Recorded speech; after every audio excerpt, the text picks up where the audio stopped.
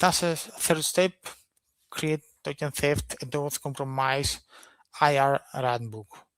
Run the tabletop with global stakeholders, measure time to revoke sessions, automate detections, new auth grant, expose export spike, and risky geo. Establish quarterly access reviews and governance candidates. If you do some of these items, you'll reduce the identity breach chains at multiple links, harder initial access, hardened persistence, less privilege, fast intervention, less exfilled. And let me close with the main takeaways and then we'll do the QA.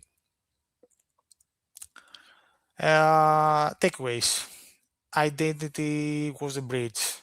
Define identity like production infrastructure. Assume credentials with leak.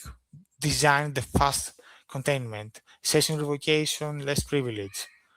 MFA necessary but not sufficient. So token theft is a default bypass. Treat auth apps and the integration as non-human identities with blast radius.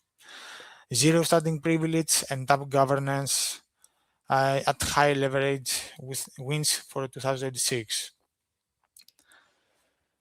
I don't know. I'm talking very fast, I think. Happy to take questions.